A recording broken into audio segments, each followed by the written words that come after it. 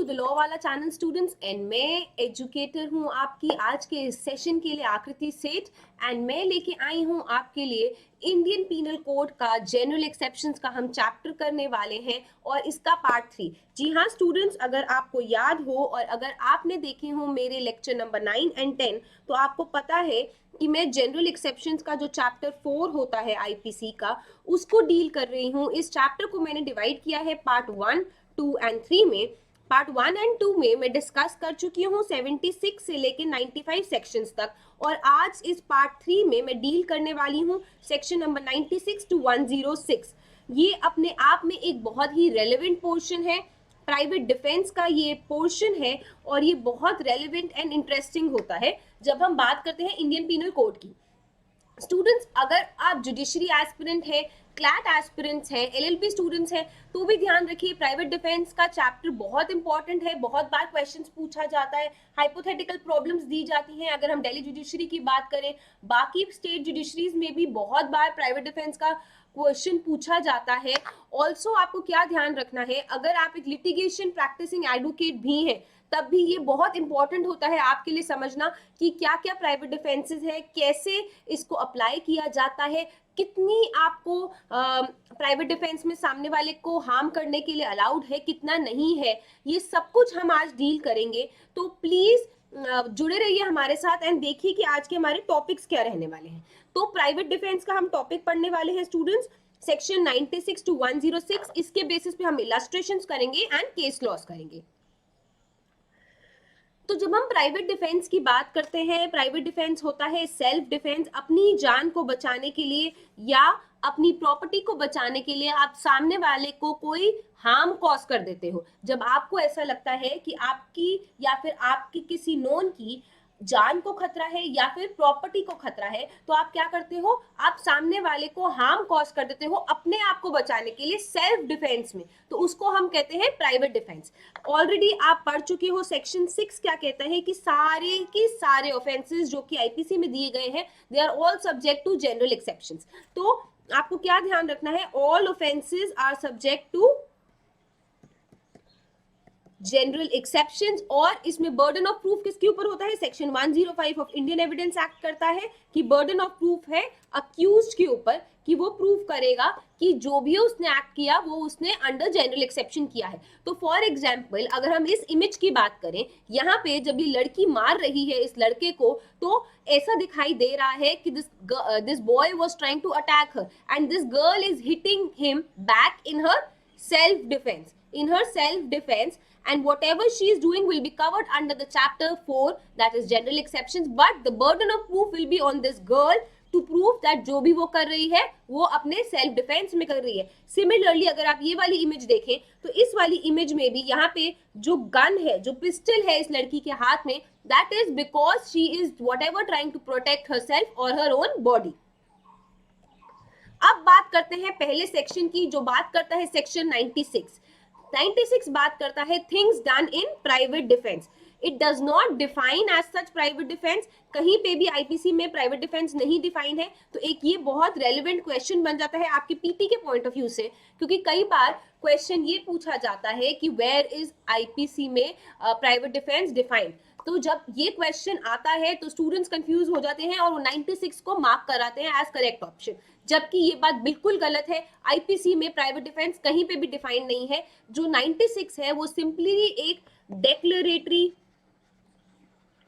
Provision है, वो एक डेक्लेरेटरी प्रोविजन है और वो क्या बताता है, वो बताता है act was done in exercise of private defence then it will not be an offence.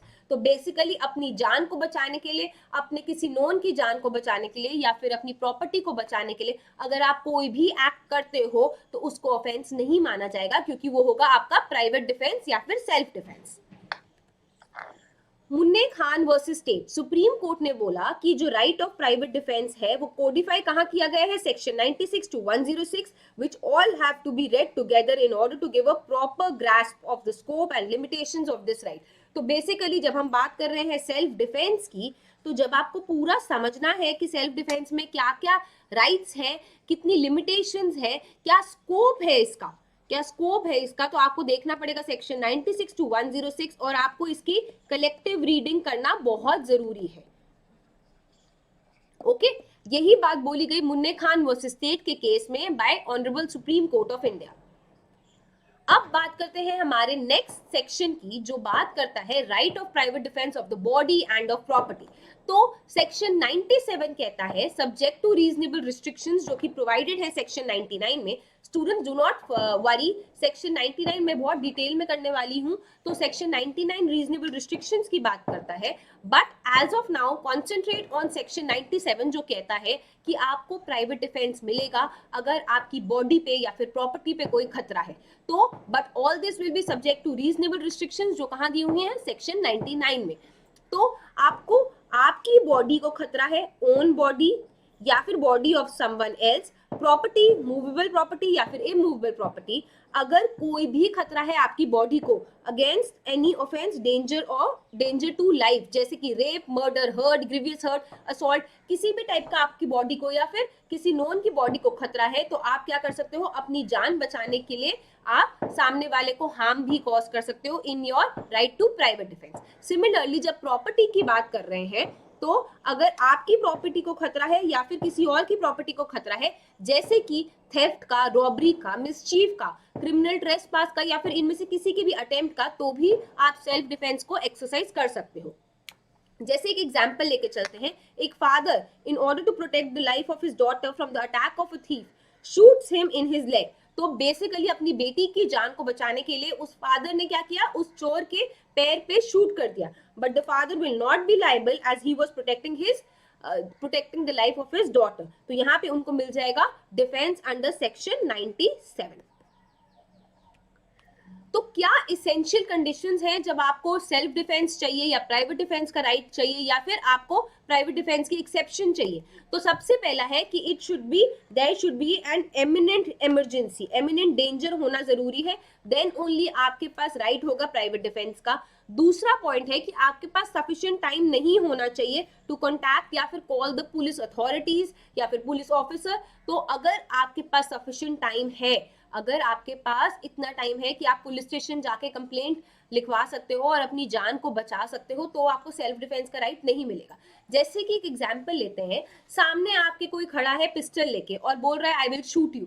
अब अपनी जान को बचाने के लिए आप क्या करोगे, पुलिस स्टेशन तो नहीं जाओगे, आपको अभी ही अपनी जान को बचाना है, तो आपको राइट होगा प्राइवेट डिफेंस का। बट फॉर एग्जाम्पल अगर कोई आपको फोन करके कहता है कि मैं कल तुम्हारे घर आके तुम्हें मारूंगा, तो तुम्हारा राइट टू प्राइवेट डिफेंस नहीं है। आप जा सकते थे पुलिस, और पुलिस स्टेशन जाके आप क्या कर सकते थे, कंप्लेंट कर सकते थे, अप्रोप्रिएट हेल्प ले सकते थे। बट आपने अगर ऐसा नहीं किया और आपने जिसने आपको फोन करके धमकी दी थी, आप उसके घर जाके उसको मार के आ गए क्योंकि आप बोल रहे हो कि जी मेरी जान को खतरा है, तो that will not be your right to private defence. तो क्या देखना है कि वन, एमिनेंट इमरजेंसी होनी चाहिए थी, दूसरा क्या आपके पास सफिशिएंट टाइम था या फिर नहीं था। तीसरा जो देखने की चीज है वो ये है कि जब ह्यूमन बॉडी की बात करते हैं तो क्या होता है, ह्यूमन बॉडी के केसेस में, नॉर्मल केस में अर्जेंसी एग्जिस्ट करती है। जैसे कि अगर कोई किसी के ऊपर रेप कमिट कर रहा है या फिर किसी का मर्डर कर रहा है, तो ऑब्वियसली इतना सफिशिएंट टाइम नहीं है कि आप जाओगे और पुलिस की हेल्प लोगे या फिर अथॉरिटीज की हेल्प लोगे। आपको वहां पे खुद से एक्ट करना पड़ेगा अपनी जान बचाने के लिए या फिर किसी और की जान बचाने के लिए। बट जब बात करें हम प्रॉपर्टी के केसेस पे, तो आपको क्या देखना है कि only in cases of eminent danger आपको राइट टू प्राइवेट डिफेंस मिलेगा, नहीं तो आपको राइट टू प्राइवेट डिफेंस नहीं मिलेगा। अब जयदेव का केस देखते हैं, और इसके अंदर जो जस्टिस थे वो थे गजेंद्र धक्कर। उन्होंने क्या बोला, उन्होंने specifically held that in India there is no rule which expects a man first to run away और at least try to do so before he can exercise his right of private defence. Rather, he has every right to stand in his own ground and defend himself if there is no time to have recourse of official help. Law does not expect a citizen to be a rank of coward or leave his own house at the mercy of the burglar. तो basically यही बोला गया कि जहां पे eminent threat है, eminent danger है, वहां पे आपको क्या करना है, आपको अपना राइट ऑफ प्राइवेट डिफेंस को एक्सरसाइज करना है। बट जहां पे आपके पास सफिशिएंट टाइम था कि आप पुलिस की हेल्प ले सकते थे, अथॉरिटीज की हेल्प ले सकते थे, वहां पे आप उन अथॉरिटीज की हेल्प लोगे। तो लॉ भी यही कहता है कि आप ये नहीं एक्सपेक्ट करोगे कि सिर पे खतरा पड़ा है और वो बंदा भाग जाए वहां से। लॉ भी एक्सपेक्ट करता है कि अगर आपके सर पे खतरा है, आप अपनी जान खुद बचाओगे। बट अगर आपके पास टाइम था तो आपको अथॉरिटीज की हेल्प लेनी पड़ेगी। आप कुछ इलस्ट्रेशंस देखते हैं। Ashok says give me 10 lakh give me 10 lakh to Ram, else I will come and shoot you tomorrow. Imminent danger is not there, so cannot take the right of private defense and can take the help of authorities. जो मैंने आपको phone वाला example दिया था कि उसने बोला भाई मुझे 10 लाख रुपए दे दे, तो बेसिकली उसने क्या किया, उसने फोन करके बोला गिव मी 10 lakhs. अब else I will come and shoot you.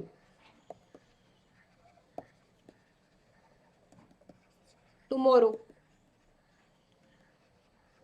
यहाँ पे सफिशिएंट टाइम था कि आप पुलिस की हेल्प ले सकते, तो आपके पास कोई पीडी नहीं होगा. Suppose if extortion amounts to robbery, meaning keeping gun on your head, अगर आपके सर के ऊपर गन रखी हुई है और बोला कि अभी मुझे इतना पैसा दो, तो there exist imminent danger and you do not have time to take recourse of the authorities, then there will be right to private defence. Next illustration लेते हैं. A small child of 5 years, उसके हाथ में pistol है और वो आपकी तरफ शूट कर रहा है या अपनी नेबर की तरफ शूट कर रहा है और बोल रहा है आई will not leave you alive today.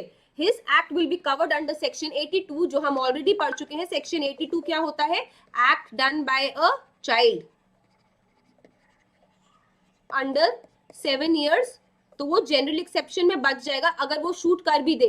But still that neighbour will also have the right to private defence. अपनी जान को बचाने के लिए उनके पास भी होगा राइट टू प्राइवेट डिफेंस अगर कोई छोटा बच्चा उनके ऊपर हमला करता है. सिमिलरली एक और एग्जाम्पल लेते हैं. अगर एक अनसाउंड पर्सन है या फिर इनवॉलंटरी इंटॉक्सिकेटेड पर्सन है और आपके पीछे भाग रहा है चाकू लेके कि मैं आज तेरे को मार दूंगा, आज तेरा खून कर दूंगा, तो he will get his defence under section 84 और 85. 84 में अनसाउंडनेस हम पढ़ चुके हैं, 85 में हम इनवॉलंटरी इंटॉक्सिकेशन भी पढ़ चुके हैं. However you will also get your right to private defence as there is eminent danger to your body, to your life. तो क्या ध्यान में रखने की चीज ये है कि अगर सामने वाला बंदा जो कि ऑफेंडर है, अगर उसको जनरल एक्सेप्शन मिलेगी क्योंकि वो अनसाउंड है या फिर चाइल्ड है या फिर जस्टिफाइड बाय एक्ट है या फिर मिस्टेक ऑफ एक्ट में है या फिर कोई भी और जनरल एक्सेप्शन जो हम ऑलरेडी पढ़ चुके हैं, बट अगर आपके अगेंस्ट एक्ट हो रहा है तो आपको भी मिलेगा राइट टू प्राइवेट डिफेंस अपनी जान को प्रोटेक्ट करने के लिए. अब देखते हैं नेक्स्ट सेक्शन जो बात करता है section 98, right of private defence against the act of a person of unsound mind. तो पिछले सेक्शन में हमने एक जनरल बात करी थी, अनसाउंड पर्सन, इंटॉक्सिकेटेड पर्सन, ऐसे. बट यहाँ पे एक स्पेसिफिक सेक्शन बनाया गया है कि अगर कोई अनसाउंड माइंड का पर्सन है who by the reason of youth और वांट ऑफ मैच्योरिटी क्या कर रहा है, वो उसको समझ नहीं आ रहा कि वो क्या एक्ट कर रहा है, जैसे कि सेक्शन 82 एंड 83 में आपका कवर्ड है. By reason of unsoundness of mind जैसे कि सेक्शन 84 में कवर्ड है. बाय रीजन ऑफ इंटॉक्सिकेशन जैसे आपका सेक्शन 85 एंड 86 में कवर्ड है. या फिर मिसकंसेप्शन ऑफ फैक्ट 76 एंड 79 में कवर्ड है. अगर इसमें से कोई भी पोर्शन है और वो बंदा क्या करता है, वो अटैक करता है आपके ऊपर, तो आपको मिलेगा आपका राइट ऑफ प्राइवेट डिफेंस. और ये जो बंदा है, जो ऑफेंडर है, ये प्रोटेक्टेड होगा under these general exceptions. Okay, section 98 इस बारे में बात करता है. एक एग्जाम्पल लेते हैं. Z under the influence of madness attempts to kill A. Z is not guilty of any offence because वो बच जाएगा सेक्शन 84 में अनसाउंडनेस में, but A has the same right of private defence which he would have if Z was same. Similarly एक और example लेते हैं. A enters his own house by night which he is legally entitled to enter. अपने ही घर में घुसा रात को. Z in the same house in good faith taking A for a house breaker attacks A. तो Z जो उसी घर में रह रहा था, उसको लगा जी रात को यहाँ पे चोर डकैत घुसा है और उसने क्या किया, उसने अटैक कर दिया A पे. Here Z by attacking A under the misconception of fact commits no offense, but A has the same right of private defense against Z which he would have if Z were not acting under the misconception of fact. तो सामने वाले को कोई general exception के under benefit मिले या ना मिले, आपको अपना राइट ऑफ प्राइवेट डिफेंस मिलेगा अगर थ्रेट है या फिर एमिनेंट डेंजर है आपकी लाइफ को, बॉडी को बेसिकली, या फिर प्रॉपर्टी को. अब एक बहुत ही इंपॉर्टेंट और रेलेवेंट सेक्शन पढ़ना है, सेक्शन 99. अभी तक मैं आपको बता रही हूं यहाँ पे आपको प्राइवेट डिफेंस मिलेगा, यहाँ पे आपको प्राइवेट डिफेंस मिलेगा, इतना मिलेगा, ऐसे होगा, ये होगा. अब मैं आपको बताऊंगी कहाँ आपको प्राइवेट डिफेंस नहीं मिलेगा। तो एवरीथिंग जो भी आपको राइट दिए गए हैं, all those are subject to certain reasonable restrictions. और क्या ध्यान रखना है कि जो भी आप एक्शंस ले रहे हो अपनी जान बचाने के लिए ले रहे हो, अपना बदला पूरा करने के लिए नहीं ले रहे हो, रिवेंज करने के लिए नहीं ले रहे हो। तो सेक्शन 99 जो है वो बात करता है रीजनेबल रिस्ट्रिक्शंस की, और क्या कहता है कि कहाँ पे there is no right of private defence. तो there is no right of private defence against an act which does not reasonably cause apprehension of death or grievous hurt if done or attempted to be done by a public servant acting in good faith under the color of his office। तो basically अगर कोई public servant है, अगर कोई police वाला है जो आपको अरेस्ट करने आ रहा है बिकॉज ऑफ सम रीजन, तो आप ये नहीं कह सकते हो जी कि मेरे को मेरा राइट ऑफ प्राइवेट डिफेंस होगा और मैं इसको मार दूंगा। या फिर अगर कोई ऐसा बंदा है who is acting by the direction of a public servant acting in good faith under the colour of his office, तो तब भी आप ये नहीं कह सकते हो कि मेरा इसके अगेंस्ट मेरा राइट ऑफ प्राइवेट डिफेंस है। अगर एक केस में आपको या फिर आपके किसी फैमिली मेंबर को कोई पुलिस ऑफिसर अरेस्ट करता है या फिर उसकी डायरेक्शन में कोई और ऑफिसर अरेस्ट करता है, तो आप ये नहीं कह सकते हो कि there will be your right to private defence, क्योंकि आपको रॉन्गफुली कन्फाइन किया जा रहा है। सिमिलरली सेकेंड रीजनेबल रिस्ट्रिक्शन है कि आपको प्राइवेट डिफेंस नहीं मिलेगा जब आपके पास टाइम था तो कि आप किसी पब्लिक अथॉरिटी को अप्रोच कर सकते थे। जैसे अगर आपको याद हो वो एग्जाम्पल जो मैंने बताया था जहाँ पे फोन आया था, ये फोन कॉल आई थी कि मैं कल आऊंगा 10 लाख रुपए लेने तेरे घर, और अगर नहीं दिए तो आई विल किल यू। इसने बोला था मैं टुमारो आऊंगा। अगर अब आपने यहाँ पे उसके घर जाके उसको मार दिया तो यहाँ पे आपका प्राइवेट डिफेंस नहीं है। आपके पास टाइम था कि आप पब्लिक अथॉरिटी के पास जा सकते थे, आप प्रॉपर रिकोर्स ले सकते थे, बट आपने क्या किया, आपने कानून को अपने हाथों में ले लिया, तो आपको प्राइवेट डिफेंस नहीं मिलेगा। तो अगर आपके पास टाइम था कि आप प्रोटेक्शन ले सकते हो बट आप प्रोटेक्शन नहीं लेते हो, तो आपको प्राइवेट डिफेंस नहीं मिलेगा। बट अगर इतना इमिनेंट डेंजर था कि जी आपके पास कोई टाइम ही नहीं था, then you will obviously get your right to private defence. Similarly third point कहता है कि जो हार्म कॉज कर रहे हो वो प्रोपोर्शनल होना चाहिए टू द इमिनेंट डेंजर और अटैक। मतलब कि जितना जरूरी है उतना ही करिए, मतलब आपका जो एक्शन होना चाहिए वो प्रिवेंटिव होना चाहिए, प्यूनिटिव नहीं होना चाहिए। ऐसा नहीं होना चाहिए कि आप सामने वाले का सिर फोड़ रहे हो क्योंकि आपको गुस्सा आ गया कि तूने मेरे पर अटैक किया कैसे। आपको बस अपनी जान बचानी है, आपको बस अपने आप को बचाना है, प्रिवेंटिव एक्शन लेना है, उसको पनिश नहीं करना है, आपको क्राइम नहीं करना है, आपको लॉ को अपने हाथों में नहीं लेना है। तो your action should be proportional to the danger और attack, also it should be preventive in nature and it should not be punitive in nature. एक एग्जाम्पल लेते हैं, A entered room of Rashmi at 1 AM। अब 1 AM जब ए रात को किसी लड़की के कमरे में घुस रहा है तो ऑब्वियसली एक रीजनेबल अप्रीहेंशन आ जाता है, ठीक है। Rashmi threw paper weight towards A still kept walking towards her. Rashmi threw books chairs on him, A still walking towards her. Rashmi gave him hockey blows. A is now lying on the floor but still moving towards her, रेंग रहा है उसकी तरफ। Rashmi gave 3 more blows. A is lying flat on the ground. A started moving towards the door to go out. अब वो डर गया है और वो कमरे के बाहर भागना चाह रहा है। अब रश्मि ने क्या किया, रश्मि ने ब्लो दिया उसके सर पे दोबारा। तो यहाँ पे जहां पे वो कमरे के बाहर जाना शुरू कर देता है, he is taking action to go out। मतलब जो डेंजर है not there anymore, जब डेंजर नहीं था और फिर रश्मि ने मारा, यहाँ पे इसने क्या किया, अपना प्राइवेट डिफेंस खो दिया। यहाँ तक इसके पास प्राइवेट डिफेंस था। The point when A was going back and Rashmi hit him, she exceeded the right to private defense. Before that, she was very well within the right of her private defense. अब यहाँ पे जब वो जा रहा था और रश्मि ने फिर भी उसको मार दिया, तो ये क्या दिखाई दे रहा है कि रश्मि को गुस्सा आया था कि भाई तू कैसे घुसा है मेरे कमरे में, तेरे को तो मैं बताती हूँ। तो आपको क्या करना है, आपको उसको पनिश नहीं करना, आपको बस अपनी जान बचानी है, बस प्रिवेंटिव एक्शन लेना है, पनिश नहीं करना है। अब एक और एग्जाम्पल लेते हैं, wherein exceeding the right of private defense. The father of the accused was attacked by or with a lathi and suffered a simple injury on his head, whereupon the accused, in the order to protect his father, administered a fatal blow on the chest of the deceased with the ballam. It was held that though the accused had the right of private defense, he had obviously exceeded it and was therefore liable under section 304 part 1 of the IPC. So basically यहाँ पे भी इसने क्या किया, इसने exceed कर लिया right of private defence, punitive action ले लिया और प्रिवेंटिव नहीं लिया। तो अगर आप प्रिवेंटिव एक्शन नहीं ले रहे हो और प्यूनिटिव एक्शन ले रहे हो तो आपको पीडी नहीं मिलेगा आपका। A somewhat contrary view has however been taken by the Supreme Court in a later case where too the accused had exercised his right of private defense against a lathi blow on the head. Thus, in Deo Narayan's case, it has been held that though the accused was justified in using his spear, though the other party had aimed only a lathi blow on the head, which being a vulnerable part, even a lathi blow could prove dangerous. तो आपको एक और चीज जो ध्यान रखनी है जब आप अपना right of private defence exercise कर रहे हो वो ये है कि आपको देखना है बॉडी पार्ट कौन सा है।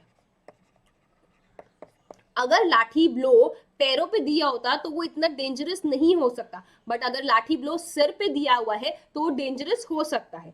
It thus appears that the part of the body against which the attack is directed is more important than the weapon used. अब फॉर एग्जाम्पल अगर आप एक नाइफ से चेस्ट के ऊपर मार रहे हो तो वो बहुत ही डेंजरस हो सकता है, बट अगर आप उसी नाइफ से हाथ के ऊपर मार रहे हो या फिर पैर के ऊपर मार रहे हो वो उतना डेंजरस नहीं हो सकता। तो बॉडी पार्ट कौन सा है उसको देखना भी बहुत जरूरी है जब आप वेपन को देख रहे हो।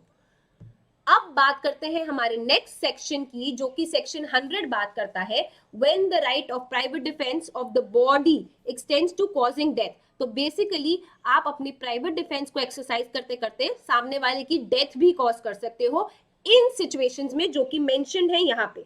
ठीक है, तो आपको क्या देखना है, ये सारी सिचुएशंस जो कि मेंशन्ड है इन सिचुएशंस में आप right of private defence extend कर सकते हो सामने वाले की डेथ कॉज करने के लिए भी। जैसे कि अप्रीहेंशन है ऑफ डेथ या फिर अप्रीहेंशन है of grievous hurt, intention to committing rape, intention to unnatural lust, intention to kidnapping या फिर abducting, intention to wrongfully confining या फिर एसिड अटैक। अगर इनमें से कोई भी केस है तो आप सामने वाले की डेथ भी कॉज कर सकते हो।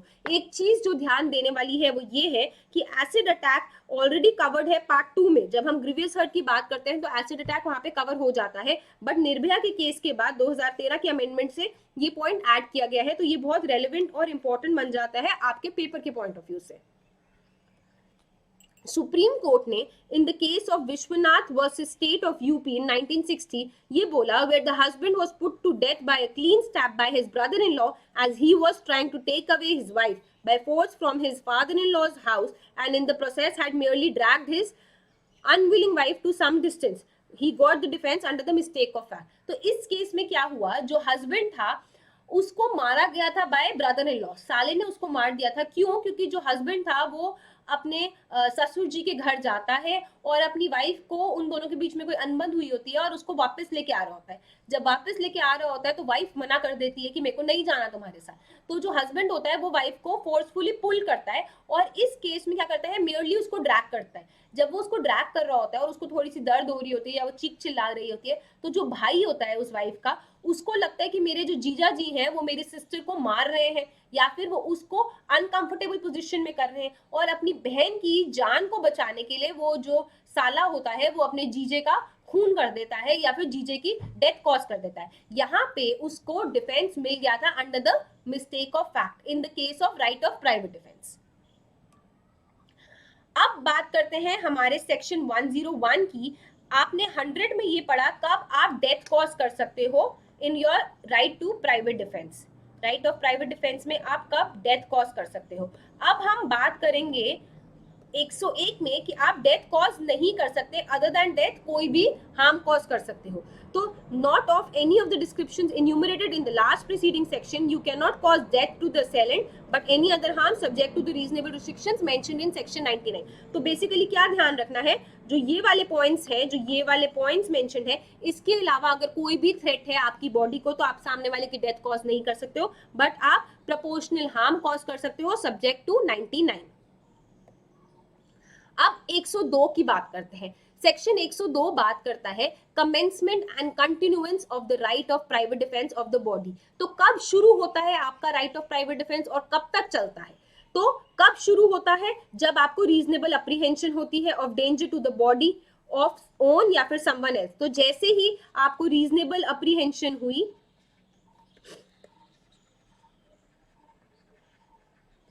वैसे ही पीडी का राइट चालू हो गया और कंटिन्यू करता है as long as the apprehension to danger of the body continues. तो जब तक आपको रीजनेबल अप्रीहेंशन रेडी है तब तक आपका राइट ऑफ प्राइवेट डिफेंस चल रहा है। जैसे हमारे रश्मि वाले केस में जहाँ पे वो लड़का उसके कमरे में रात को 1 बजे घुस गया था, तो जब वो उसके कमरे में घुसा वहां पे उसको रीजनेबल अप्रीहेंशन हुई of the danger to her own body, तो उसका राइट ऑफ प्राइवेट डिफेंस शुरू हो गया। बट जब वो लड़का कमरे के बाहर जाना शुरू हो गया था वहां पे reasonable apprehension of the danger to her own body खत्म हो गई थी, तो वहां पे उसका राइट ऑफ प्राइवेट डिफेंस भी खत्म हो गया था। और जितने टाइम वो लड़का उसके कमरे में रहा और वो आगे आगे आने की कोशिश कर रहा था, उसकी तरफ बढ़ने की कोशिश कर रहा था, वहां पे उसका रीजनेबल अप्रीहेंशन रहा एंड ऑब्वियसली उसको डेंजर था एंड उसका राइट ऑफ प्राइवेट डिफेंस भी था।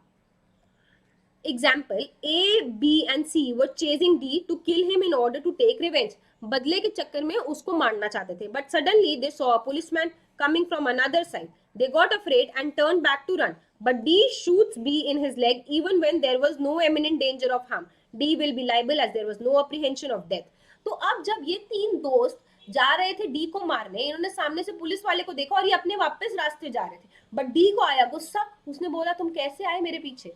तो उसने क्या किया, उसने इन लोगों के ऊपर गन शूट कर दी, उसने शूट की और उसके पैर में लग गई। तो यहाँ पे उसने क्या किया, उसने एक्सीड कर लिया right of private defence because there was no danger. There was no danger, जब डेंजर नहीं है तो आपका प्राइवेट डिफेंस का राइट भी नहीं है।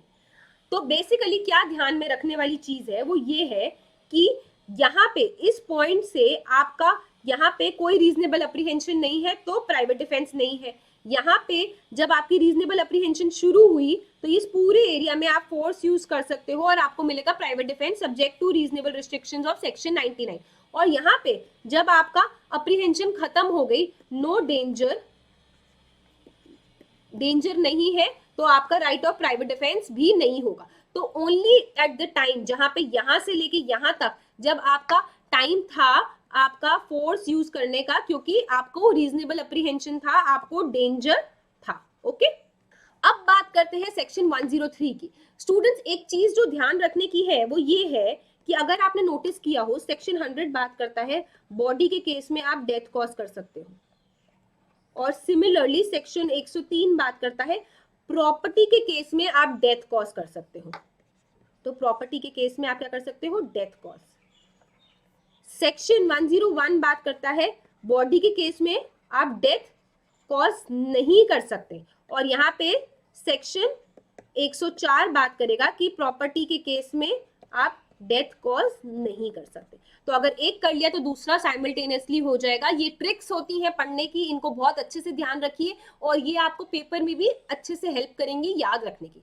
तो अब बात करते हैं कि प्रॉपर्टी के केस में आप कब डेथ कॉज नहीं कर सकते, प्रॉपर्टी के केस में आप कब डेथ कॉज कर सकते हो। सेक्शन 103 इस बारे में बात करता है जब रॉबरी हो रही है, हाउस ब्रेकिंग बाय नाइट हो रही है, मिसचीफ बाय फायर हो रही है, या फिर थेफ्ट, मिसचीफ या हाउस ट्रेसपास हो रही है, अंडर सच सर्कमस्टेंसेस दैट ये रीजनेबली एक अप्रीहेंशन कॉज करता है कि डेथ या ग्रीवियस हर्ट हो सकती है इन द कॉन्सिक्वेंस, तो आप सामने वाले की डेथ भी कॉज कर सकते हो।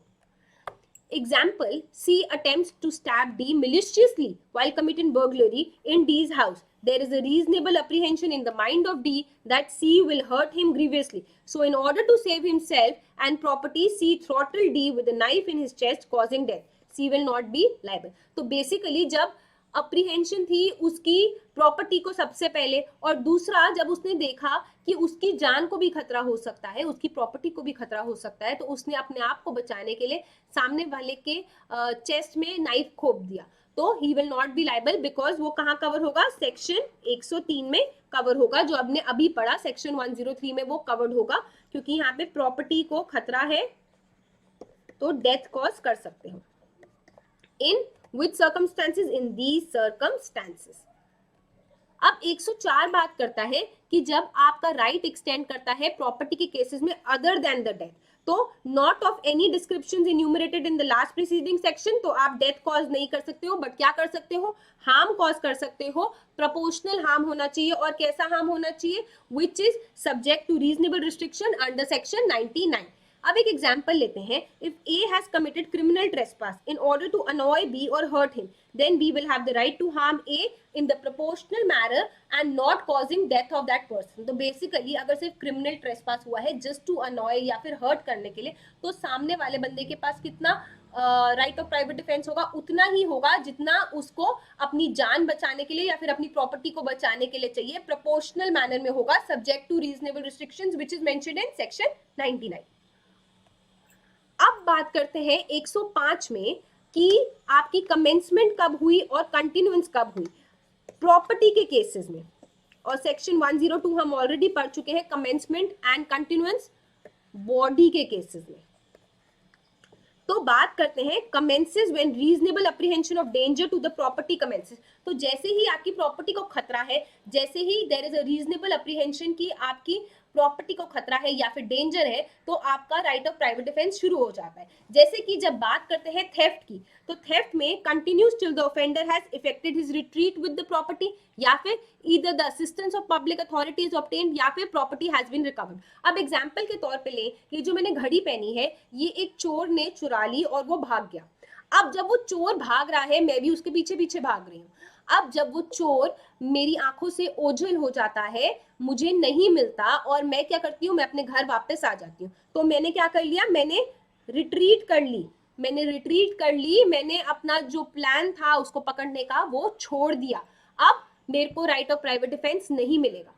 या फिर अगर मैंने पुलिस की हेल्प ले ली और पुलिस उसका पीछा कर रही है, पुलिस उसको ढूंढ रही है, तब भी मुझे राइट ऑफ प्राइवेट डिफेंस नहीं मिलेगा। या फिर जब मेरी प्रॉपर्टी मिल गई है तब भी मुझे राइट ऑफ प्राइवेट डिफेंस नहीं मिलेगा। अब एक एग्जांपल लेके चलते हैं, जब ये घड़ी मेरी उस चोर ने चुराई थी और मैंने क्या किया, मेरे को वो 2 दिन के बाद मिला, एक ढाबे पे बैठा हुआ था, मैंने देखा कि ये तो मेरी वाली घड़ी है, मैंने जाके उसको बोला मेरी घड़ी वापस दे दो, उसने मना कर दिया और मैंने उसका हाथ तोड़ दिया और अपनी घड़ी छीन ली। तो क्या मेरा राइट ऑफ प्राइवेट डिफेंस होगा? No, I am taking law into my own hands, तो I will not get my right to private defence. I could have called the police authorities, I could have taken assistance of the public authorities, but I did not do that and I chose to take law into my own hands and I will not get the right of private defense।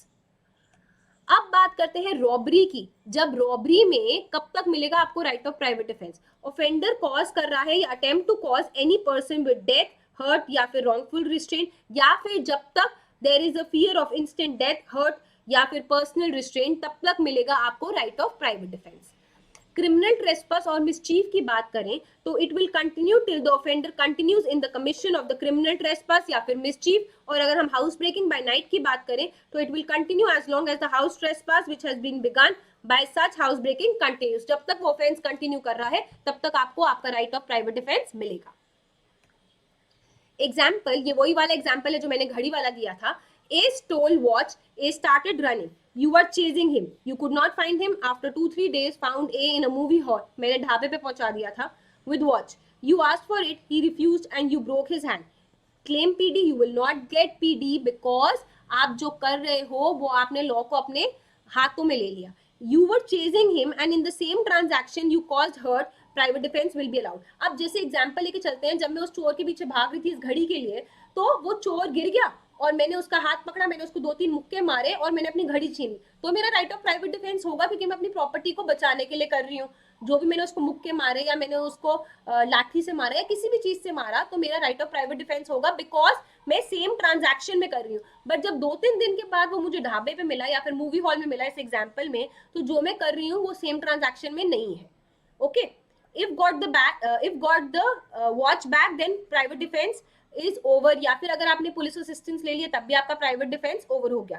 Taking retreat का क्या मतलब है? Now it is out of your control and the PD is over as you have abandoned your chase. जब वो बंदा मेरी आंखों से ओझल हो गया था और मैंने क्या कर दिया था, मैं घर वापस आ गई थी, तो मैंने क्या करा, जो मैं उसके पीछे भाग रही थी मैंने उसको अबैंडन कर दिया। He is out of my control now, मतलब टेकिंग रिट्रीट हो गया। ओके, एक एग्जाम्पल और लेते हैं। A stole jewel box of B. Now A is running, B is chasing. A entered his own house and bolted the door. B in the same transaction entered his house and using the force snatched the jewel box. तो उसके घर के अंदर घुस गया, चोर के घर के अंदर, और अपना ज्वेल बॉक्स को खींच रहा है। Will it be private defence या फिर क्रिमिनल ट्रेसपास? तो आपको क्या देखना है, transaction of chase is going on, same transaction में चीज हो रही है,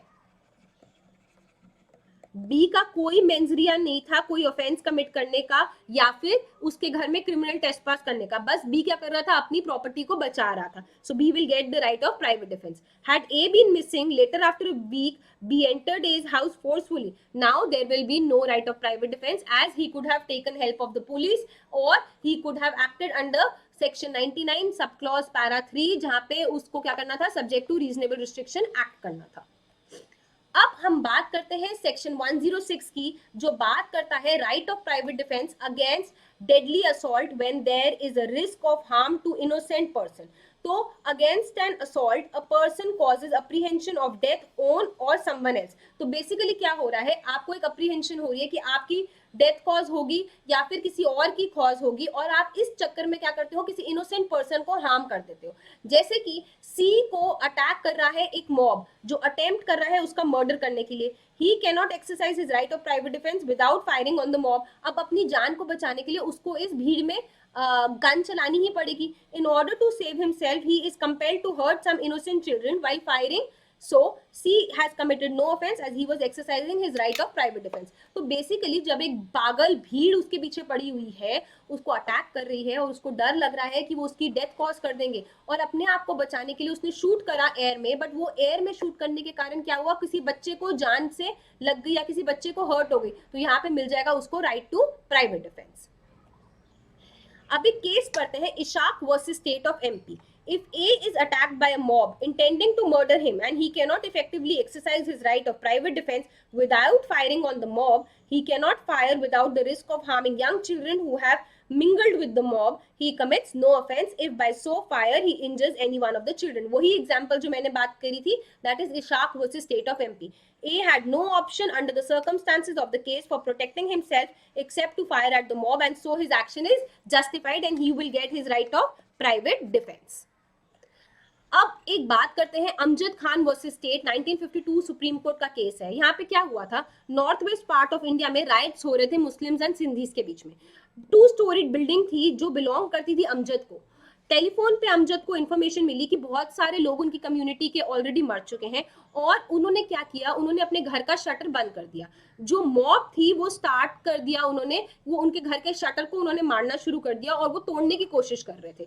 जो अमजद थे उनकी फैमिली में बच्चे भी थे, औरतें भी थी और उनको बचाने के लिए उन्होंने क्या किया, उन्होंने नीचे करके फायर करा सो दैट किसी को हर्ट ना हो, बट एक बंदे की डेथ हो गई. तो whether it was a murder और a private defence, entire family थी उनकी स्टेक पे. जो मॉब है, जो भीड़ है, वो उनकी फैमिली को हर्ट कर सकती थी, सेक्सुअल ऑफेंसेस भी कर सकती थी उनकी वुमेन के साथ जो उनके घर की औरतें थी, और जो मॉब थी वो शटर को ऑलरेडी तोड़ने की कोशिश कर रही थी. इवन इफ अमजद उस टाइम पे पुलिस की हेल्प लेते या फिर कोई पुलिस अथॉरिटी को फोन भी करते, तब भी वो हेल्प नहीं मिल सकती थी उनको, क्योंकि there was an eminent danger, there was an eminent danger to his life and to his family's life. तो उन्होंने जो भी एक्ट किया वो was very well within the right of private defence and उनको पीडी मिल गया. तो स्टूडेंट्स, ये सेशन था जहां पे हमने डिस्कस किया प्राइवेट डिफेंस. प्राइवेट डिफेंस एक बहुत ही इंपॉर्टेंट एंड रेलिवेंट टॉपिक है आपके पेपर के पॉइंट ऑफ व्यू से भी. अगर आप लॉ स्टूडेंट्स हैं तो ये जानना आपको बहुत जरूरी है. हमने सेक्शन 96 से 106 किया. 96 एक डेक्लेरेटरी प्रोविजन है, कहीं पे भी private defence not defined in IPC, ध्यान रखना ये चीज. 97 में हमने बात करी कि बॉडी और प्रॉपर्टी के लिए मिलता है आपको प्राइवेट डिफेंस. 98 में हमने बात करी जब कोई अनसाउंड है उसकी एक्ट के अगेंस्ट भी मिलता है आपको राइट ऑफ प्राइवेट डिफेंस. 99 में हमने बात करी रीजनेबल रिस्ट्रिक्शंस की. 100 में हमने बात करी जब बॉडी को थ्रेट हो तो आप सामने वाले की डेथ कॉज कर सकते हो. और 101 में हमने बात करी कि आप डेथ के अलावा डेथ कॉज नहीं कर सकते, उसके अलावा कुछ भी कॉज कर सकते हो. 102 में हमने बात करी कमेंस कब होता है, कंटिन्यू कब होता है right of private defence body के केस में. सिमिलरली हमने 103 में बात करी प्रॉपर्टी के केसेस में आप कब डेथ कॉज कर सकते हो और कब डेथ कॉज नहीं कर सकते हो 104 में, और कब कंटिन्यू होता है 105 में हमने बात करी कमेंसमेंट एंड कंटिन्यूएंस की. 106 में हमने बात करी जब आप अपनी जान बचाने के लिए या फिर किसी और की जान बचाने के लिए किसी इनोसेंट को हार्म कॉज कर देते हो। तो स्टूडेंट्स ये था पूरा एक लेक्चर जहां पे मैंने लेक्चर 9, 10 एंड 11 में मिला के, लेक्चर 9, 10 और 11 में मिला के मैंने आपका जनरल एक्सेप्शंस का जो चैप्टर नंबर 4 है आईपीसी का वो खत्म कर दिया है। तो this was a very very important portion and students मेरा एम यही था कि मैं इसको इंटरेस्टिंग बना पाऊँ आप सबके लिए। I hope this session was effective and was useful for all of you. आप लोग पीडब्ल्यू की ऐप पे जाके लॉ सिलेक्ट करके फाउंडेशन बैच में जाके इसकी वीडियोस दोबारा देख सकते हैं, क्लास नोट्स भी देख सकते हैं, डीपीपीज भी प्रैक्टिस कर सकते हैं जो डेली प्रैक्टिस पेपर्स होते हैं जो क्विज के फॉर्म में होते हैं। तो students I hope it was an effective session for you. Thank you for today's session, thank you for being a part of us and जुड़े रहिए लॉ वाला के साथ for good quality content and मैं जल्द मिलती हूँ मेरे लेक्चर नंबर 12 में आप सबको। Thank you students.